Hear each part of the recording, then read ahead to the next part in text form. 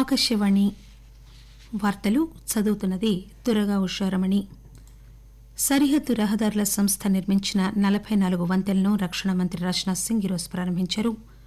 అరుణాచల్ ప్రదేశ్లో నిచీఫు సొరంగ మార్గానికి శంకుస్థాపన చేశారు. జీఎస్టీ మండలి 43వ సమావేశానికి ఆర్థిక మంత్రి నిర్మలా సీతారామన్ ఈరోజు న్యూఢిల్లీలో వీడియో కాన్ఫరెన్స్ ద్వారా అధ్యక్షత వహిస్తారు. భారత్ చైనా దేశాల మధ్య ఈవేళ 7వ దఫా సైనిక స్థాయి చర్చలు జరగనున్నాయి. పశ్చిమ మధ్య బంగాళాఖాతంలో నెలకొన్న వాయుగుండం పశ్చిమ వాయువ్య దిశగా ప్రయాణించి ఈ అర్ధరాత్రికి నర్సాపూర్, విశాఖపట్నం మధ్య తీరం దాటవచ్చు. సరిహద్దు రహదారుల సంస్థ బీఆర్ఓ నిర్మించిన 44 వంతెనలను రక్షణ మంత్రి రాజ్నాథ్ సింగ్ ఈరోజు ప్రారంభించారు. అరుణాచల్ ప్రదేశ్లో నిచీఫు సొరంగ మార్గానికి ఆయన ఈరోజు శంకుస్థాపన చేశారు. ఈ సందర్భంగా మాట్లాడుతూ రక్షణ మంత్రి 7 రాష్టాలు, కేంద్రపాలిత ప్రాంతాల్లో నిర్మించిన 44 వంతెనలతో కనెక్టివిటీలో కొత్త శకం ప్రారంభమవుతుందని, ముఖ్యంగా దేశంలో సుదూర ప్రాంతాల్లో అభివృద్ది సాధ్యపడుతుందని చెప్పారు. దివంగత రాజమాత విజయరాజే సింధియా జయంతి సందర్భంగా ఈరోజు ప్రధానమంత్రి నరేంద్ర మోదీ ఆమె గౌరవార్థం స్మారక నాణ్యాన్ని విడుదల చేశారు. విజయరాజే శత జయంతి ఉత్సవాల్లో భాగంగా ఈ కార్యక్రమం జరిగింది. భారతీయ జనతా పార్టీ వ్యవస్థాపక సభ్యుల్లో ఒకరైన విజయరాజే సింధియాను గ్వాలియర్ రాజమాతగా ప్రజలు పిలుచుకుంటారు. రాజమాతకు నివాళులర్పిస్తూ ప్రధానమంత్రి ఆమె జీవితం, పని కూడా పేద ప్రజల ఆశయాలను తీర్చే దిశలో ముడిపడి ఉన్నాయని, ఆమె జీవితమంతా జనసేవకే అంకితమైందని అన్నారు. గత శతాబ్ద కాలంలో భారత్కు దిశానిర్దేశం చేసిన వ్యక్తుల్లో ఆమె ఒకరని, భారతీయ రాజకీయ ప్రస్థానంలో ప్రతి ముఖ్యమైన మజిలీకి ఆమె సాక్షిగా నిలిచారని మోదీ అన్నారు. దేశ భవిష్యత్తుకి అంకితమై ఆమె తన సొంత సంతోషాన్ని త్యాగం చేశారని, దేశ ప్రజలకు సేవ చేయాలంటే ఒక జాతి పట్ల ప్రేమ, ప్రజాస్వామిక ప్రవృత్తి ఉంటే చాలునని ఆమె రుజువు చేశారని ప్రధానమంత్రి అన్నారు. దేశంలో ప్రస్తుతం జరుగుతున్న అనేక సంస్కరణలు, అభివృద్ది గురించి మాట్లాడుతూ ఆయన రాజమాత ఉంటే ఇప్పుడు ఇవి చూసి ఎంతో ఆనందించేవారని అన్నారు. కేంద్ర సాంస్కృతిక శాఖ మంత్రి ప్రహ్లాద్ సింగ్ పటేల్, రాజమాత సింధియా కుటుంబ సభ్యులు ఈ కార్యక్రమంలో పాల్గొన్నారు. జీఎస్టీ మండలి 43వ సమావేశానికి ఆర్థిక మంత్రి నిర్మలా సీతారామన్ ఈరోజు న్యూఢిల్లీలో వీడియో కాన్ఫరెన్స్ ద్వారా అధ్యక్షత వహిస్తారు. రాష్టాలకు పెండింగ్ ఉన్న జీఎస్టీ పరిహారం వాటా చెల్లింపు పద్దతి గురించి ప్రధానంగా చర్చ జరుగుతుందని భావిస్తున్నారు. ఆర్థిక శాఖ సహాయ మంత్రి అనురాగ్ ఠాకూర్, రాష్టాలు, కేంద్రపాలిత ప్రాంతాల ఆర్థిక మంత్రులు ఈ సమావేశానికి హాజరవుతారు. క్రితం సమావేశంలో నిర్మలా సీతారామన్ కరోనా కారణంగా లేదా జీఎస్టీ అమలు కారణంగా ఈ ఏడాది తక్కువ పడ్డ రాష్టాల జీఎస్టీ ఆదాయాన్ని కేంద్ర ప్రభుత్వం తప్పనిసరిగా పూర్తి చేస్తుందని హామీ ఇచ్చారు. నష్టాలకు పరిహారం అనేది అందరికీ అందుతుందని ఆమె చెప్పారు. ఆగస్టులో జరిగిన 41వ సమావేశంలో కేంద్ర ప్రభుత్వం జీఎస్టీ పరిహారం అవసరాలు ప్రస్తుత ఆర్థిక సంవత్సరం మేరకు తీర్చేందుకు రాష్టాలకు 2 రుణ ప్రత్యామ్నాయాలు ఇచ్చింది. రాష్టాలు ఆర్బీఐ ఆధ్వర్యంలో ఒక ప్రత్యేక మార్గంలో 97,000 కోట్ల రూపాయలు రుణంగా తీసుకోవచ్చు, లేదా మార్కెట్ నుంచి 2,30,000 కోట్ల రూపాయలు తీసుకోవచ్చునని కేంద్ర ప్రభుత్వం సూచించింది. జీఎస్టీ ఆదాయం కొరత తీర్చేందుకు 21 రాష్టాలు 97,000 కోట్ల రూపాయల రుణం తీసుకునేందుకు అంగీకరించాయి. అయితే ఇతర రాష్టాలు ఏ ఒక్క ప్రత్యామ్నాయం ఎంచుకోకుండా కేంద్రమే రుణం తీసుకుని కొరత తీర్చాలని కోరుతున్నాయి. దేశంలో కరోనా వైరస్ నుంచి ఇంతవరకు 60 లక్షల మందికి పైగా కోలుకున్నారు. మన దేశం ప్రపంచ స్థాయిలో అత్యధిక రికవరీ రేటు సాధించిన దేశంగా కొనసాగుతోంది. మొత్తం కోలుకుంటున్న వారిలో మహారాష్ట, కర్ణాటక, కేరళ, ఆంధ్రప్రదేశ్, తమిళనాడు రాష్టాల్లో 50% పైగా ఉన్నారు. కరోనా రికవరీ రేటు 86.36% పెరిగిందని కేంద్ర ఆరోగ్య మంత్రిత్వ శాఖ తెలియజేసింది. గడిచిన 24 గంటల్లో 71,000 మందికి పైగా కోలుకోవడంతో మొత్తం కోలుకున్న వారి సంఖ్య 60,77,000కు పైగా ఉంది. అదే సమయంలో 66,732 కొత్త కేసులు నమోదయ్యాయి. దేశంలో మొత్తం పాజిటివ్ కేసుల సంఖ్య 71 లక్షలకు పైగా చేరుకుంది. తెలంగాణలో గడిచిన 24 గంటల్లో 1,021 మందికి కరోనా సోకినట్లు రాష్ట వైద్య ఆరోగ్య శాఖ ఈ ఉదయం విడుదల చేసిన బులెటిన్ ప్రకారం తెలియజేసింది. నిన్న మరో 2,214 మంది కోలుకున్నారు. ఆంధ్రప్రదేశ్లో గత 24 గంటల్లో 75,517 కోవిడ్ నిర్ధారణ పరీక్షలు చేయగా 5,210 పాజిటివ్ కేసులు నమోదయ్యాయి.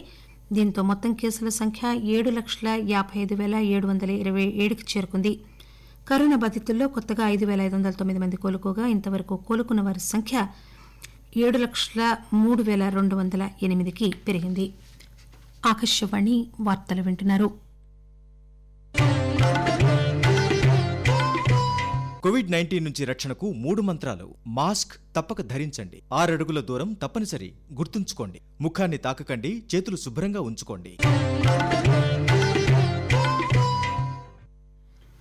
భారత్ చైనా దేశాల మధ్య ఈరోజు 7వ దఫా సైనిక స్థాయి చర్చలు జరగనున్నాయి. వాస్తవాధీన రేఖ వెంబడి ఉద్రిక్తతలను తగ్గించేందుకు జరుగుతున్న ప్రయత్నాల్లో భాగంగా ఈ చర్చలు జరుగుతున్నాయి. వాస్తవాధీన రేఖకు మన దేశం వైపు చూషుల్లో ఈ చర్చలు జరుగుతాయి. బీహార్ శాసనసభ ఎన్నికల్లో విధులు నిర్వహించే 7,69,000 మంది సిబ్బందిని కరోనా నుంచి కాపాడేందుకు ఒక సమగ్ర ప్రణాళికను రూపొందించారు. రాష్ట శాసనసభకు 3 విడతలుగా జరిగే ఎన్నికల్లో వీరు విధులు నిర్వహించనున్నారు. పోలింగ్ సిబ్బంది అందరికీ తప్పనిసరిగా ఆరోగ్య పరీక్షలు నిర్వహిస్తారు. కరోనా నుంచి రక్షణ పొందేందుకు వారికి కిట్ సరఫరా చేసే బాధ్యతను బీహార్ వైద్య సేవలు మౌలిక సదుపాయాల కార్పొరేషన్కు అప్పగించారు. ఓటర్లందరికీ కూడా తప్పనిసరిగా థర్మల్ స్క్రీనింగ్ చేస్తారు.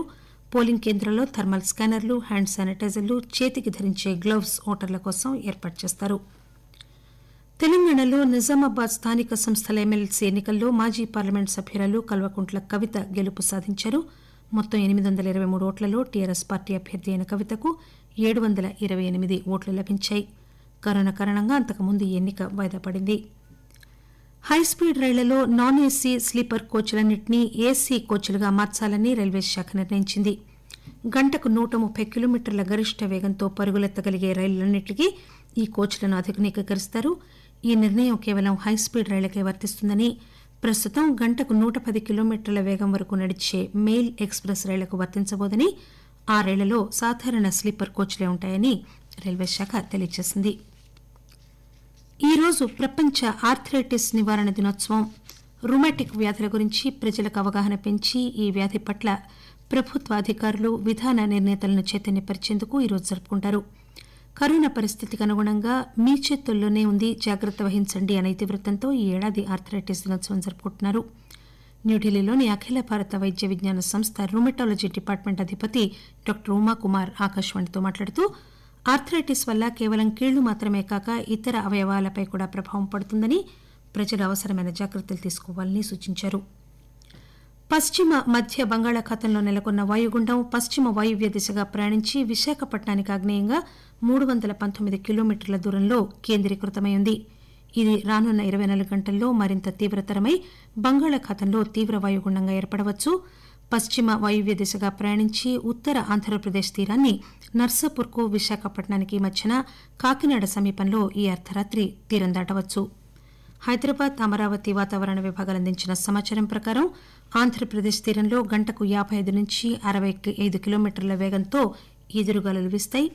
ఈ ఉదయం ఆకాశవాణితో మాట్లాడుతూ భారత వాతావరణ శాఖ Hyderabad director doctor K Nagaratna సముద్ర తీరం వెంబడి భారీ వర్షాలు, ఈదురుగాలులు ఉంటాయని చెప్పారు. సముద్రం అల్లకల్లోలంగా ఉంటుంది కనుక మత్స్యకారులు చేపల వేటకు వెళ్లరాదని కూడా ఆమె సూచించారు.